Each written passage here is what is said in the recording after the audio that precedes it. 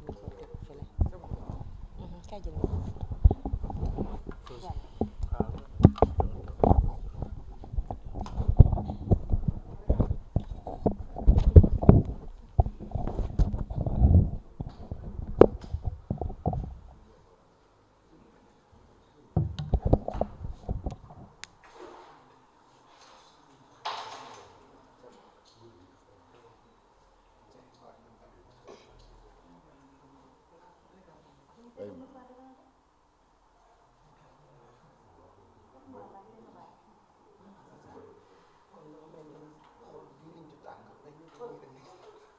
Oui.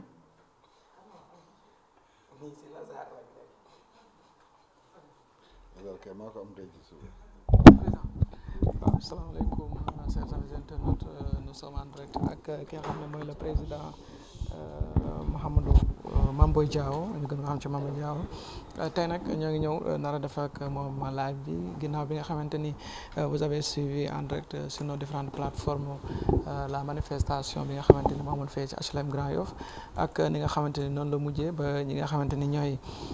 les partisans de Sonko mujjee accusé ñi nga xam ne ñooy les partisans de Khalifa Sall ne ñoom saboté la manifestation ba sànnante xeer am fa ba mujj gi gis ngeen riposte bi nga xam ne am na fa ba mujj gi ñi nga xamante ni mooy les khalifistes replié wu ñu ngi fii en direct ak président Mame Boye Diao xanaa ñu jox déglu ko mu waxtaan ak ñi nga xam ne mooy internet yi salaamaaleykum président. waaleykum salaam bro maa ngi lay ziar di ziar Sénégal yëpp di nuyu ñëpp ñu seetaan ci au travers des différentes plateformes yi ñëw fekkee ci waxtaan bi donc di rafetlu tamit occasion bi ngeen ma may pour ñu waxtaan ak réew mi léegi nag yow laay déglu. wala yéen laay déglu. dafa mel ni tey ñëwoon na ci manifestation bi est-ce que jotoon nga jël parole. waaw ñëwoon naa jot naa jël parole parce que c'est ce qui était prévu li may njëkk tàmbale mooy justement féliciter ñi ko initié woon mooy le FDD. Front pour la défense de la démocratie bon bu ñu ci gën a ràññeekoon nekk ay taskatu xibaar wala ay chroniqueur ndax situation bu ñu nekk tey ci réew mi nekkatul mbiru politique rek du mbiru politicien donc mbiru doomu Sénégal yépp la preuve mooy kenn xamul suñu réew fan la jëm à partir du 2 avril ndax ñi ci pouvoir bi sax ñi nga xam ne tey ñoom ñoo ñuy diriger xamuñu lan la ñu war a def à partir du 2 donc mu nekk benn situation bu doy waar bu tax ba lépp luy doomu Sénégal luy militant wu Sénégal nga xam ne démocratie moo lay yëkkati ak yelleefu doomu Sénégal dañoo jóg gisoon ngeen ci ay kuréel yu bëri kuréelu plateforme des acteurs non étatiques yi nga xam ne jotoon nañ créer benn front bu mag ñu tuddee ko aar suñu élection ñoom ñu ngi doon xeex ngeen déggoon ay centrale syndicale di ci doon wax ak ay organisation yi nga xam ne ay association la ngeen dégg tamit FC25 mooy kuréel bi nànk les 16 candidats yi nga xam ne d'accord nañ ni processus bi il faut ñu continuer ko tëgg nag ci loxo conseil constitutionnel ngeen dégg ci F24 dégg ci ñeneen ak ñeneen donc ñun nag ñu ne woon nag li gën a rafet mooy ndegam cause bi benn la mooy démocratie Sénégal sàmm nag suñu constitution génne fi fitna gi fi nekk mooy ñun ñëpp nañu def benn say boobu moo waraloon boo ko seetloo ci suñu conférence de presse bi ñu def barki démb ñu ngi doon wax ni léegi ñun dañuy fekki sax FDD mooy kuréel le front fippu dañuy dem fekki FDD ci manifestation bu ñu xam ne soxla bi benn la combat bi ak mot d'ordre bi benn la donc ma félicité donc waa FDD yi amoon initiative bi ba pare nag nangu xajal lépp nangu sax bàyyee événement bi le front pour la résistance parce que ñun ñëpp léegi tey moo ñu am bon bi ma demee tamit j'ai été très content d'abord ci li ma gis ci mobilisation ndawu réew mi parce que mobilisation moom boo ci gisee les jeunes du pays rek tu es content mais malheureusement comme on dit quoi les politiques dañoo am seeni mauvaises habitudes xeex yu bëri nag politiciens yi lañ koy xeexal parce que boo ko seetloo 2000 bi ñuy xeex fii ba Ablaye Wade falu ñun ndaw yi ñoo jógoon xooluñu woon kan mooy falu mais li ñuy yittaloon mooy démocratie Sénégal jëm kanam yàlla def mu nekk Ablaye Wade 2012 it yeneen ndaw Sénégal ñoo yokk ci ñun ñi xeexaat ba beneen alternance am mais boo ko seetloo ñi ciy gën a fës ci mobilisation sénégalais yi ay organisation société civile lay doon bu ngeen ko seetloo mouvement Y'en a marre xam ne woon nañ ko ci ak la plateforme des acteurs non étatiques en général c'est les organisations de défense des droits de l'homme ñun politiciens dañuy ñëw rek bokkaale ci te après bu bénéfice di am ñun ñoo koy njëkk am parce que benn homme politique mooy falu ci bopp réew mi donc bu ñuy ñëw nag on vient avec notre désordre damay bañ man ci événement yu mel nii li ma joxe woon comme mot d'ordre mooy nanguwuma sax nit yóbbu fa t-shirt wala casquette wala affiche bu nga xam ne suñu coalition moo ko yóbbaale parce que discipline de groupe mooy situation bi c'est tellement sérieux fi ñu toll nii c'est tellement sérieux que ñun ñii bu ñu amul conscience ni ce n'est plus une bataille de positionnement c'est une bataille pour la libération du Sénégal day nekk beneen enjeu après bu boobaa ñeneen dugg ci situation de désordre bi ñuy créer bi mu indil ñu lu mel nii et c'est dommage aujourd'hui on s'est trompé de combat à la fin surtout à la fin on s'est trompé de combat parce que le combat boo xoolee sax la plupart des messages le disaient que d'abord ki fi nekk tey le 2 avril lay jeexal ak situation bi nu mu munti grave moom moo ko créé ndax tuuma sax bi taxawoon bi ñu ne dañ ko reculer kenn déggaatul dara ci tuuma boobu du dëgg donc ñu xam ni rek plan la bu ñu laloon rek ñoom ñoo parewul woon pour dem élection seeni motivation nag ñoom ñoo ko xam mais bu ñu toogee ba ñëpp jóg mu nekk vraiment naqar pour Sénégal li nga xam ne moom la ñu doon bàkkee ci àdduna bi ñu koy ñàkk ñu ñuy reetaan léegi bu ñuy dem nag ci lu mel nii nañu xam ni loolu moo ñu yëkkati ñëwuñu pour wane ni maa ëpp mbooloo wala diw moo ëpp mbooloo wala mbooloo jamono njabootu diw moo fi nekk déedéet bu doon loolu ñu def ko meeting bu boobaa ku ne mobiliser ay militants am indi ay pancartam ak message am buy waxee au moins ay militants bi nañ fa nekk donc may invité ñëpp nag de ne pas se tromper de combat. Il n'y a pas pire que de se tromper d'adversaire ou de combat. Et là, aujourd'hui, ñi doon xeex tey ils se sont trompés de combat ak nu mu mënti demee suñu xeex suñu biir suñu manque de solidarité suñu biir day mettre l'autre partie dans une situation confortable ba lu ñu bëgg a dérouler ñu dérouler ko parce que bu dee toog nañ des militants de la démocratie viennent se joindre aux politiques ñooñu bu ñu banquee seen loxo toog bu kenn génnul li fi am kenn mënu ko maîtriser parce que il faut que ñu xam ni y a une pression populaire buy tax bi ñuy dellu ginnaaw du wax bi rek donc il faut que ñu wone ni Sénégalais yëpp jóg nañ pour sàmm seen démocratie lii nii ñu ngi ko bëgg a def dans le cadre des projets à venir ñu ngi ko bëgg a def dans toutes les collectivités du Sénégal boo ko bëggee def lu mel noonu fekk cette rivalité là dañ ko fay wone dina xaw a doy waar te nag pour man fu mu nekk nii objectif yëpp benn la mooy d'abord élection yi nañ ko dérouler conformément à la décision du Conseil constitutionnel benn ñaar ñun ñëpp ñu ngi xeex pour la libération des détenus politiques ce sont ces milliers de jeunes yi nga xam ne ils sont innocents dans ce qu'ils ont vécu ñu ay nit yi nga xam ne xamuñu kaso ñu xam loolu leen luy kaso ak ni kaso mel xam nga loolu yëpp ñu xeex ko ñu ngi commencé génne ndaw yi ci réew mi yëpp ñuy xeex tamit pour la libération des détenus politiques comme Ousmane Sonko comme Bassirou Diomaye Faye parce que Bassirou est un candidat à l'élection présidentielle mënuñu comprendre mu war a dem campagne te mu ngi kaso donc yooyu yëpp nekk nag ay combats yi nga xam ne waroon nañ ko mun bokk ak nag yi nga xam ne ñoom ñu ngi koy lal comme ay plan pour diviser ñu wala ay plan pour au moins ñoom ñu am le plus de marge de manœuvre possible ñu leen di may occasion bu mel nii donc bu subaa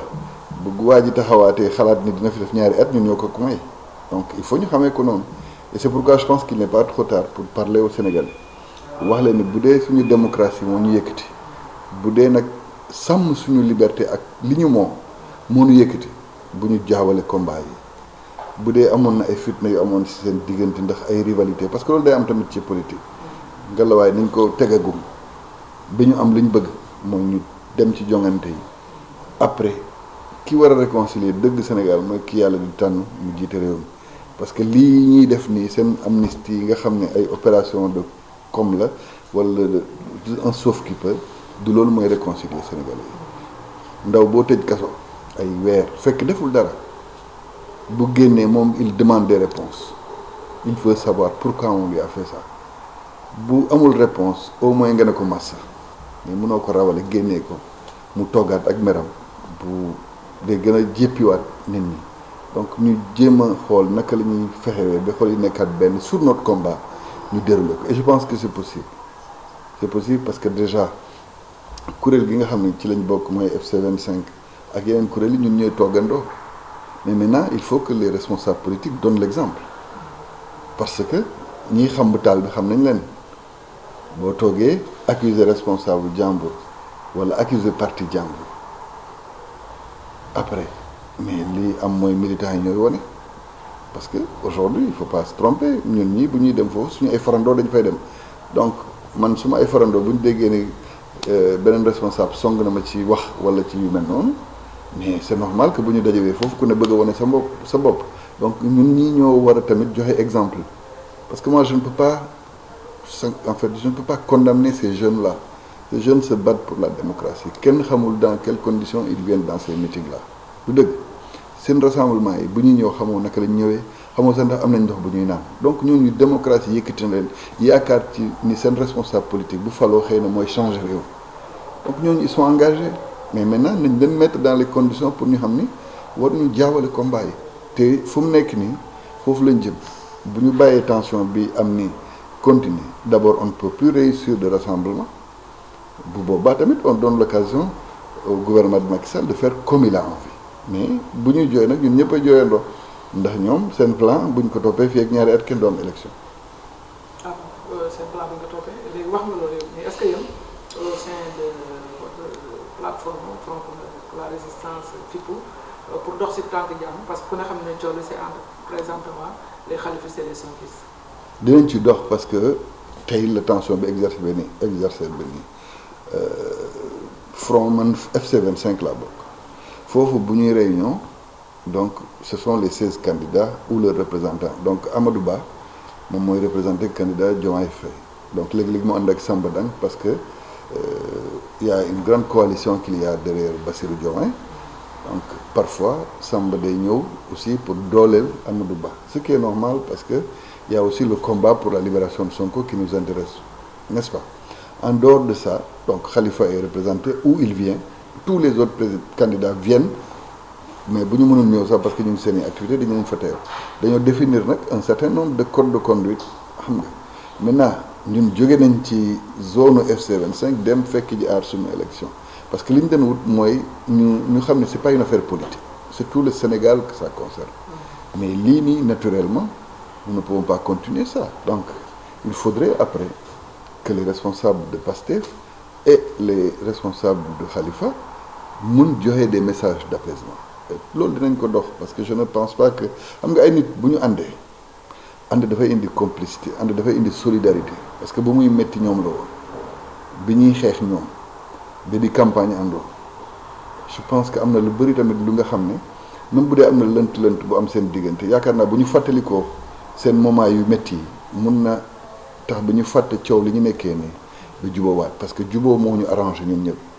d'abord Sénégal il faut ñu jubóo réconciliation nationale bi ñuy wax ba ñëpp def ko léegi moo doon loolu jareewul ci yoon yu mel nii donc et je sais que bu dee waa Sonko yi la bu dee waa Khalifa yi la ils ont des responsables assez sereins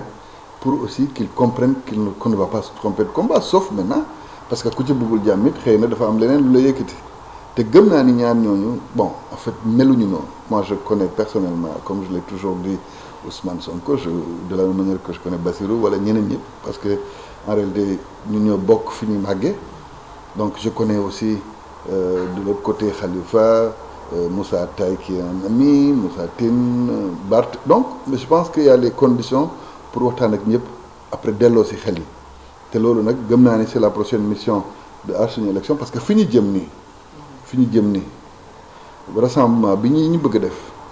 bu ñu ko deful un rassemblement populaire maanaam un rassemblement juste pour la démocratie sénégalaise ñu def ko rassemblement bu nga xam ne question de positionnement lay nekk boobaa non seulement dinañu retaan mais l'objectif que nous voulions nous fixer mooy que les gens que le pouvoir public sache que les décisions du conseil constitutionnel lui sont opposables dina nekk leneen parce que tey boo xoolee boo otul ba subaa presse bi nga xam ne moo ñu doon jàppale ci xeex bi di vulgariser li ñu doon def autant ci réew mi ak bitim réew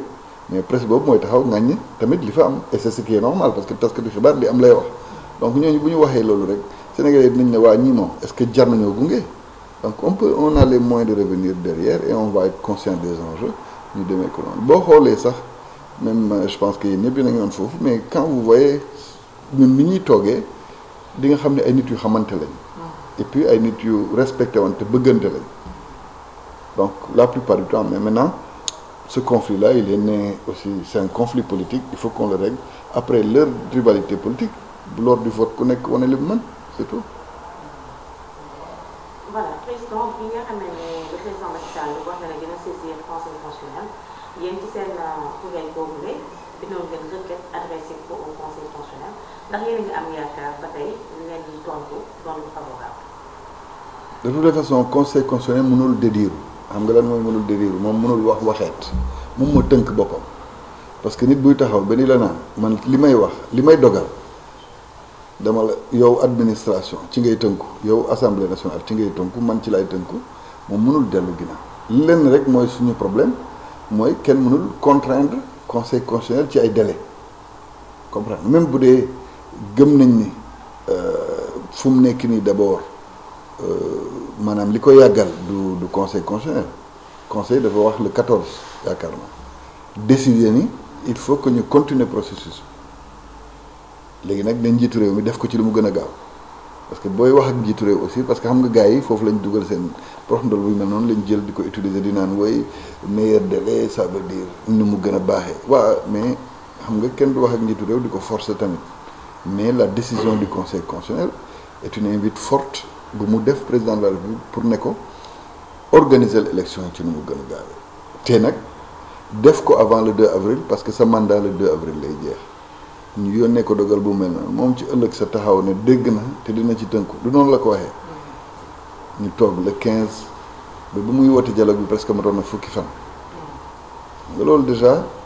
mooy wane ni amul yéene continuer processus ba pare indi benn situation bu nga xam ne indi na beneen débat encore ci sunu biir parce que amnistie ba muy wax boo nekkee farandoo Bassirou Diomaye Faye wala Ousmane Sonko yaa ngi koy xalaatee libération ñooñu wala yaa ngi xalaatee processus pour dugalaat leen dans le jeu électoral n'est-ce pas te yàlla xam na ni heure bi kenn mënul génnee Bassirou Diomaye Faye ci processus électoral mais kenn mënu ci dugalaat Ousmane Sonko il faut qu'on soit sérieux tey jii bu dee Pastef nga nekk da ngay xam ni sa candidat Bassirou Diomaye Faye lay doon sauf bu dee seen njiit joxe na parce que il a d'autres candidats aussi joxe woon na beneen ndogal beneen ndigal du dëgg donc kenn mënatul ji génne ñooñu ci processus bi comme nuñ ma mënuloo génne ci processus donc li ñuy def yëpp bu ñu waxee waxu amnistie ñu jëlee ko benn genre moyen de démobiliser l'électorat wala de créer une division entre nous day indi problème parce que tamit bu dee ndaw dafa génnoon ci manifestation politique sànni xeer mu toj oto jàmbur kooku amnistie mën na ko concerner mais ndaw bu yeewu est-ce que ngeen comprendre jël paaka dem jam nit ci manifestation politique kooku kenn mën na ko baal parce que loolu warul nekk le sens de l'amnistie amnistie dafa am benn philosophie bu koy jiitu boo seetloo même Afrique du Sud bi nga xam ne apartheid la woon mais ba ñu toogee ba bëgg a juboo ils ont créé une commission vérité et réconciliation da ngay taxaw wax li nga def wala ñu wane li enquête yi wax bu boobaa nga jéggalu ñu jéggal la mais maintenant c'est comme si en réalité benn prox ndol bi ñu indi la bu bees pour jéem a démobiliser nit ñi te moi je crois fortement que ni nag bu ñu defoon seen enquête yi dinañ xam ni responsabilité wu diw fii la yem responsabilité diw fii la yem mais ce n'est pas dirigé parce que ñooñu ils n'ont pas exprimé le besoin de le faire mais boo ko indee dafa mel ni la quintessence même du dialogue c'était la loi d'amnistie qu'ils allaient proposer ku ci wax ñu foog ni dafa am intérêt boo ci am ci ginnaaw ku d'accord ni dañoo war a indi jàmm ci réew mi war nga rafetlu benn amnistie buy indi jàmm mais quand même mais qu'on nous dise qui a fait quoi parce que moi j'ai vu des vidéos de jeunes Sénégalais qui ont été torturés par qui il faut qu'on le sache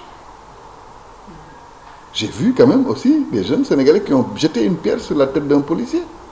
est-ce que loolu dañ koy bàyyi noonu pour perdre ses profits non il faut qu'on discute bu boobaa xam nga bu ñu waxtaanee ba ku nekk xam ne lii def naa ko mais waruma ko woon def dina tax ba ëllëg kenn du ko defaat mais parti comme ça ak ku fi munti falu tu vas avoir du mal à gouverner parce que on a maintenant comme on dit quoi jam nit dafa yomb daal dafa nekk lu banal te kon xamu ko woon Sénégal ren di nit sax dafa nekk lu banal ci réew mi sandi xeer moom kenn waxu ko saaga kenn waxu donc il faut qu'on comprenne que lii moo ñu war en tant que citoyen après ñu doxalee ko mais maintenant si on revient au sujet mooy lan tey jox ne en fait commission yi ñu créé woon le lundi jébbal na ko rapport mais mu toogaat bu ne lundi lay recevoir ñooñu pour jox ko rapport bi après moom xamuma ban délai lay demaat saisirat conseil constitutionnel donc on met tous le conseil constitutionnel devant parce que ñun gëm nañ ni ñoom ñooy sàmm constitution réew mi décision bu mu munti jël c'est historique parce que tout ñëpp ñu jàng tuuti droit xam nañ ni Sénégal le 3 avril dina am ku koy jiite naka lañ koy tànnee puisque c'est une situation inédite mais on sait qu'il y aura un président léegi nag parce qu'on peut pas laisser on va dire bon on n'a pas tenu les élections à temps voilà on laisse le pays sans président mënul nekk ki fi nekk bu ñu ko waxee toogal mënu ci dara day toog mais xëy na loolu lay wut te waruñ ko may donc lui aussi il en profite mu profiter ci situation yi mel ni pour guddal jël te à la kulli day dem donc moom moo waroon tënku ci li ko conseil constitutionnel beneen bi nag mooy je pense fortement que puisque on est dans une semaine décisive puisqu'il reçoit son rapport lundi te que conseil moo ko ne woon mu def li moom gën a gaaw yaakaar naa bu ko bés bu conseil constitutionnel jotee rapport am duñ toog ñaari fan te décidé wul bu boobaa bu décidé ñu xam tamit fu ñu jëm mais moi je crois fortement au fondement de la démocratie de notre pays et de l'état de droit maintenant nag les institutions fortes ñoom ñooy protéger réew tey jii c'est le conseil constitutionnel qui protège le Sénégal parce que ñun ñëpp suñu yaakaar foofu la nekk ñun ñi manifester dañuy naan way le 2 mais le 2 ñu ngi yaakaar conseil constitutionnel amaat doole pour wax ni le 2 lay dekk ñun ñëpp heure bi on sait que nos institutions se sont ébranlées parce que ku nekk dafa forcer plus de droits qu'il en avait du njiitu réew mi du assemblée nationale parce que ñoom ñoo ñu indil lii non moi je ne dis pas que c'est un politique parce que plainte yàgg na fi ci processus électoral bu ngeen toogee 2019 di ngeen xam ni y avait des candidats qui avaient été recalés du dëgg ils ont contesté terewul ñu dem élection bii on te dit qu'on soupçonne d'accord déggoo fi ba léegi benn enquête buñ ci def parce que même si tu as créé une commission d'enquête bi nga ne suul nga ko n'est-ce pas nga yeewu nga ne léegi boo gisee nga suul ko y a une plainte waaw mais ki plainte ne dañ ko diffamer xanaa ñi ko diffamer sax dinañ leen woo mais déggu leen benn acte de procédure bi ñu ci posé donc tout le monde sait que tappale la woon c'est pas sérieux maintenant qu'est-ce que vous faites des 4 jeunes que nous avons perdus pour ça nous en avons perdu 4 en une semaine et si il n'y avait pas cette décision du conseil constitutionnel on allait encore en perdre plus que ça comme on en avait perdu en mars 2021 comme on en avait perdu en juin 2023 mais est-ce que notre pays doit continuer comme ça non donc moi je voudrais vraiment que le conseil se décide vite ñu xam ci lan la ñuy tënku ñu dem ci parce que ñeneen ñi pexe bu ñu munti lalit dinañ ko jéem ils savent qu'il y a parfois des intérêts contradictoires qu'est-ce qu'un intérêt contradictoire peut-être qu'il y a des candidats qui espèrent à nouveau être candidats à l'élection donc ñooñu ils vont tout faire pour que dans le débat public ñu gëmloo nit ñi ni même après le 2 il faut reprendre le processus pourquoi. Est-ce que vous serez d'accord pour ñu reprendre le processus? Au nom de quoi? Parce que le ministre de l'Intérieur fan yii dégg ngeen kàddu yi nga xam ne jot na ko wax moom tamit. Le ministre de l'Intérieur a quelle qualité pour en parler? Moi je veux savoir parce qu'il est ministre. Je veux savoir parce que nous tous nous savons aussi que nit bu ne tamit bon bu dee avocat la aussi na ko wax puis ça en sa qualité d'avocat il donne une parole d'expert mais sa parole n'a pas de force de loi la parole qui a aujourd'hui une force de loi elle est écrite c'est la parole du conseil constitutionnel c'est le conseil qui a dit xam nga ñoom ñu ngi la daan naan sax à partir du 25 dafa mel ni élection amatu waaw mais le conseil a décidé pourtant quand il y a eu le retrait de Rose Wardini le conseil a décidé à nouveau sur un processus qui ne pouvait plus avoir lieu le 25 donc ku nekk day raconter lu ko neex parce que jiixi jaaxa boobu la ñuy jouer pour que ñu utaat yeneen pexe en se disant peut-être qu'il y aura une mobilisation de militants de Jean, de Paul ou de Pierre, buy tax ba finalement eux ils peuvent s'en sortir. Le seul objectif qu'ils ont, c'est pas des élections inclusives, c'est de ne pas faire d'élections. Même 2 juin bi ñuy wax, mais en réalité si on va au 2 juin, le président de la République ne part pas le 2 juin. Parce que bu boobaa bu dee bés boobu mooy bésu élection kay di nga xaar ba résultat am voilà bu waree am 2e tour ñu demaat. Donc au moins il faut encore compter comme tout scrutin entre si ça devait se faire le 25 février, il allait quitter le 2 avril. Donc il faut compter 1 mois et demi avant qu'il ne quitte. Donc on ne sait pas. Maintenant s'il y a ce flou là, après on va t'invoquer peut-être l'hivernage. On peut avoir une situation comme en Guinée où ils ont voté pour le premier tour, après ñu toog di xaar kenn xamul. Imagine que je fais pas de politique fiction, mais qu'on dise que oui diw mi de jàll na 2e tour, mais on va pas permettre qu'il aille au scrutin. On ne sait jamais ce que c'est. Et tout ça, ce sera possible si les Sénégalais ne sont pas mobilisés et solidaires. C'est pourquoi ak nu mu munti demee le dernier mot revient aux Sénégalais et c'est à lui qu'il faut parler, aux jeunes Sénégalais, parce que ñoom ñooy suñu doole réew. Et c'est eux qui sont les victimes de toutes les politiques publiques qui font que amuñu solution ci seen avenir, victimes de toutes les mobilisations yi tax ba bu ñuy gaañ ñoom la ñuy gaañ bi ñuy tëj ñoom la ñuy tëj fondamental. Donc il faut que ñoom ñu comprendre ni enjeu bi mooy tey ñu fexe mobiliser wu pour que le scrutin ait lieu. Et tous les courants politiques du Sénégal sont représentés dans ces 19 candidatures. Man su ma nekkul woon candidat, ça allait être la même position que j'allais défendre. Parce que là, c'est la démocratie que nous défendons, c'est l'état de droit que nous défendons. Maintenant, président, vous avez fréquenté le président Macky Sall, fan yii mi ngi tàggoo 2 avril damay dem. Est-ce que yaakaar nga ni comme que moom ndax ñu tàmm rek ñu tàmmal woon waxee est-ce que yaakaar nga ni. Non demul. C'est évident que demul. foo teg na demul. Mais parce qu'il faut un président le 3. Moi je suis juriste. As néew gi ma ci xam. La seule possibilité qu'il a de partir, c'est peut-être de démissionner le 1er ou le 30. Sinon, s'il ne démissionne pas, il continue à être président. Il faut qu'on soit lucide. Je m'en complais pas. Madame Nehouma qu'il soit là le 3, parce que son mandat s'arrête le 2. Mais s'il ne démissionne pas, il continue à exercer les fonctions de président de la République. Maintenant, le problème, c'est la conséquence. Parce que c'est une période d'exception. Il n'a plus les pleins pouvoirs. Est-ce qu'il y a un comprendre li ma lay wax militaire boo ko tegoon sa buntu camp ne ko yow yaay garde relève bi 6 heures la bu relève bi ñëwul 6 heures day xaar n'est-ce pas dina xaar ba relève bi ñëw après buy kaas mu dem kaasi mais du ñeme bàyyi poste bu ñu ko dénk muy dem feneen même bu dee dafa léegi nag militaire bi ñuy wax relève mooy heure boobu xam nañ dooleem jeex na parce que tamit bu ñu la tegee ci garde dafa am benn période booy am doole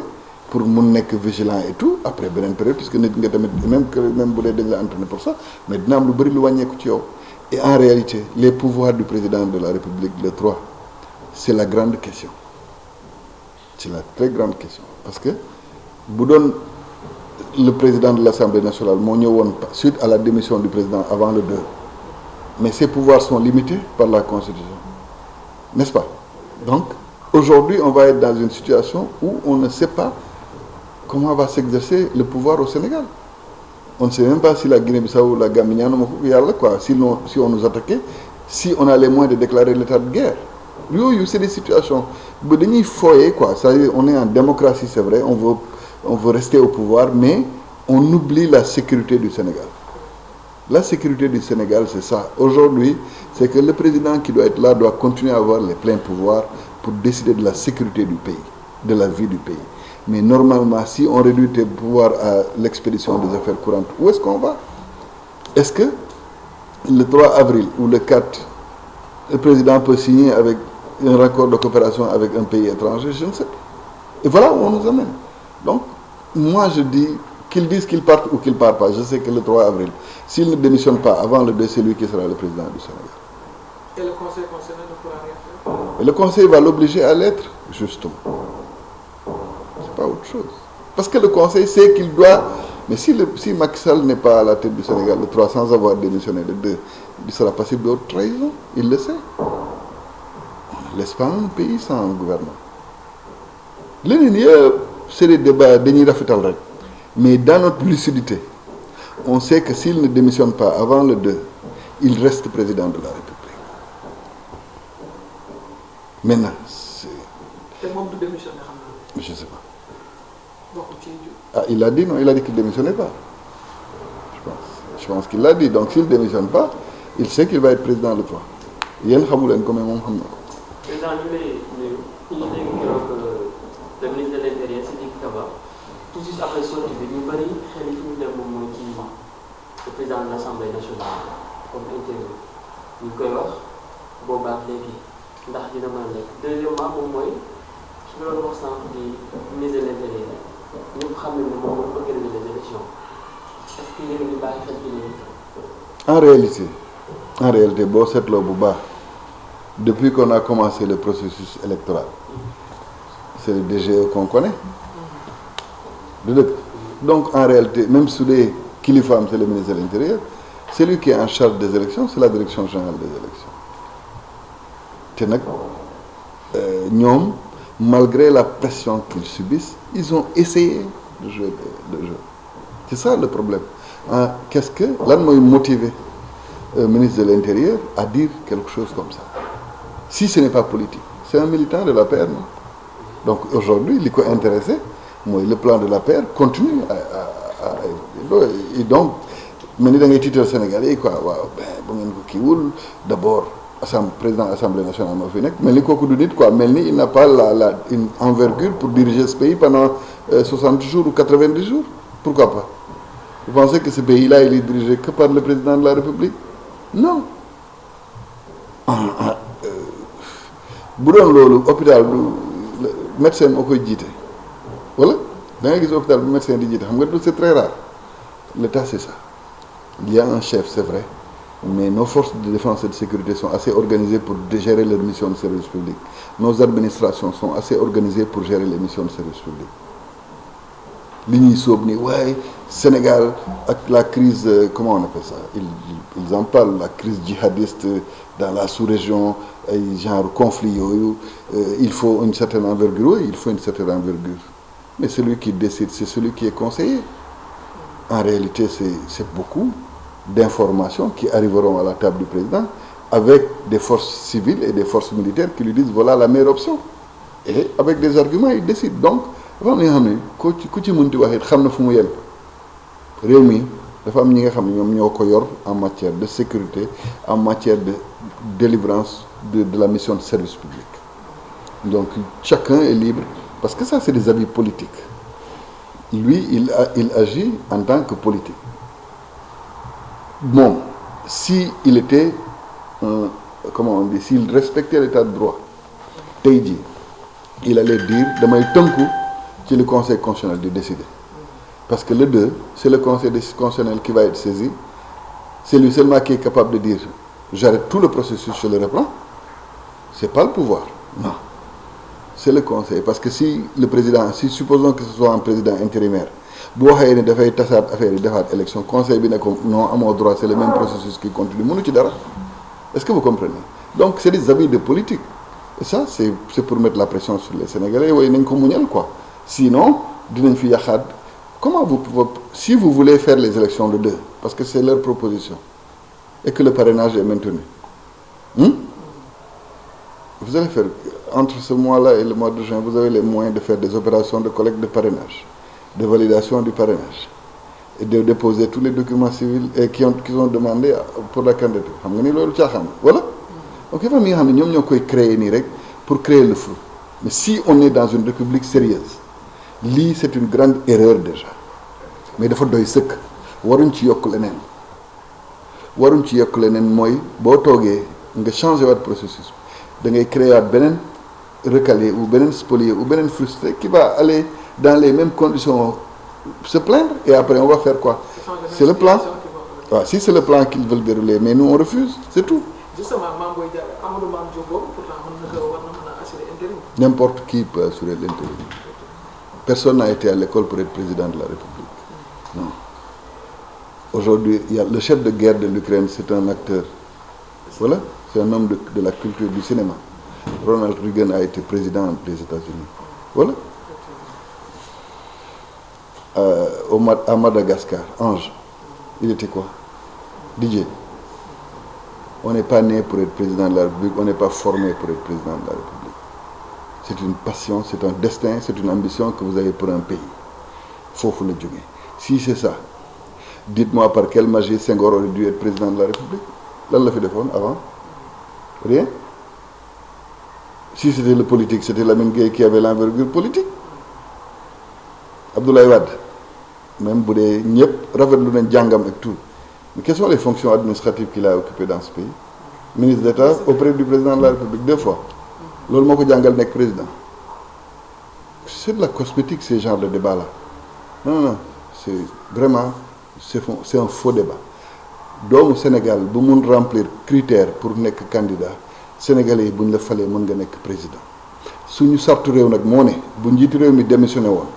wala mu gañu wala qu'il y ait un empêchement, c'est le président de l'Assemblée nationale qui assure l'intérim. Xawma lu mu jang, sétuma lu mu jang. Moy sénégalais ñoko député sénégalais ñoko tan def ko président de l'Assemblée nationale. Il devra à ce moment-là assumer pleinement ses fonctions. Yaa ngi dégg mais il sait que ce sont des fonctions encadrées.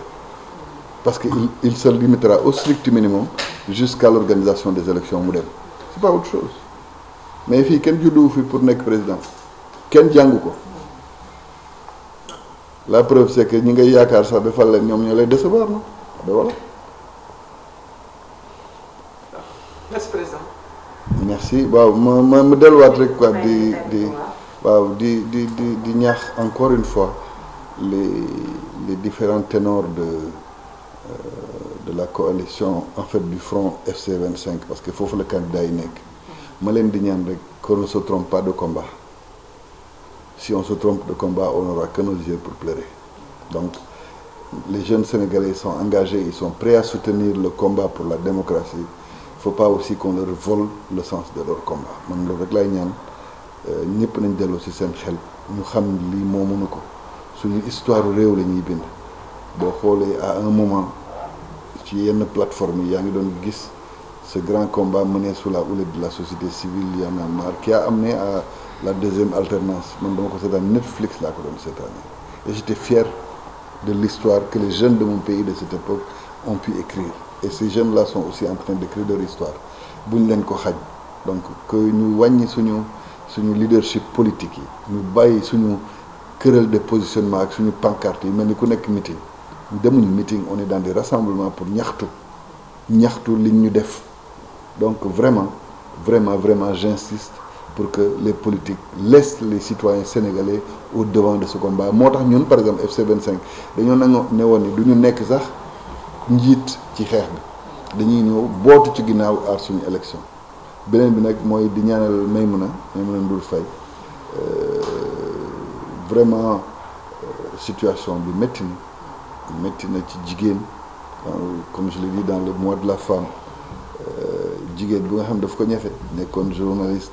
après ñëw di animer ay émissions après di ñëw di jiite ay débat mais nga am sa ambition parce que xale mooy màgg xam nga kenn yow mii buur moi je pouvais dire bi ma lay xam aussi yaa ngi ko doon ñefe mais tey jii tu sais combien de Sénégalais te suivent, combien de Sénégalais ont besoin de vous ou de Sans Limites ou de Sénégal 7 pour s'informer vrai. Donc mais lii mooy indi ji ëllëg ngeen nekk leneen du noonu moom noonu laa ko gisee woon avec AZ Actu mu jóg ba non il faut voir c'est ça la bataille pour la réalisation de soi da ngay am passion nga am métier nga am passion ci sa métier muy métti ngay jóg di daanu bi nga yegg fi nga yegg mais moom yegg na nekk chef d'entreprise muy métti loolu dem maa ngi koy wax ci témoignage man mais kii toogoon na benn instant parce que moi j'aime beaucoup comment on dit zapper balaa may tànn benn télé bu may seetaan donc léeg-léeg ma gis mu tëb ci buggee canal bi moo woo ko ma ne ko waa mais mën na lu xew non affaire ma gis nga kon xam nga déjà le monde de la presse est très difficile dégg nga après nga ñefe ko ba nga egg fii mais malgré ça mais on a été je pense le journaliste qui passait le plus dans sa télé donc ça veut dire que mu ngi doon continuer di liggéey métier bi donc c'est une passionnée de la presse donc lii waru ko woon dal ñaanaluñ ko kenn ci yéen mais bon li may wax rek jamono bi moo xaw doy waar il faut qu'on protège tous les acteurs de la démocratie tous les acteurs de la démocratie yéen ci ngeen bokk vous travaillez dans des conditions pénibles tey kenn si yéen mënoon nañ ko sànni xeer ci meeting bi ci rassemblement bi donc loolu yëpp mais je pense que lii ça met un choc qui fera que dinañ moytuwaat malheureusement cet événement d'aujourd'hui me décourage un peu mais je me suis hier dama ne bon xanaa on a atteint le fond quoi on va pas aller plus loin parce que je peux pas comprendre ce qui s'est passé donc may invité sénégalais yi rek ñu nekk Sénégal bu ñu xamoo dafa am solo ñun suñu Sénégal catholique bi ak jullit musulman bi ñoo doon bokk lekk wàññiwul kenn dara boo demoon kër Sëñ Bamba njabootu Mam Maodo bu ñu fa ñëwee ñoom ñooy buur parce que mbokk gi sàmmante coloré xam nga pël bi bu demee kër séeréer bi lu ko neex def fa joolaa bi noonu la mel ak xam nga loolu mooy Sénégal te loolu politique waru ko yàq ambition nit waru ko yàq donc may ñaan yàlla moom mu jóg ci jàmm ak salaam di ñaan nag jàmm am ci réew mi te nag gëm naa ni suñu ndaw yi nga xam ni ñoom ñu ngi jël gaal yi wala ñu ngi jaaree Mauritanie Algérie Libye parfois ñu nekk ay jaam Libye sax gëm naa ni dans quelques années bu soobee yàlla d'ici 1 an ou 2 dinañ am envie toog ci seen réew parce que seen réew neex naa dëkk te seen réew finalement jël na li nga xam ne moom lañ moom delloo leen ko pour ñu liggéey fii toog fi tekki fi jërë ngeen jëf. jërëjëf président Mame Boye Diao kon nekkoon en direct ak ki nga xam ne mooy président Mame Boye Diao mu doon revenir sur l'actualité nationale ci li nga xamante ni moo xew ci manifestation FDD bi ak li nga xam ne booy def nañ ko fa dégg ngeen ko sànq aussi mi ngi def na benn appel au calme ne na leader yi jóg waxtaan seen biir aussi ñu sauvegarder li nga xamante ni moo leen boole woon ba ñu mën a dem ci kanam ba li nga xam ne mooy seen objectif yi nga xam ne fixé nañ ko ñu mën ko atteindre kon nous vous donnons rendez-vous très prochainement sur nos différentes plateformes. Merci.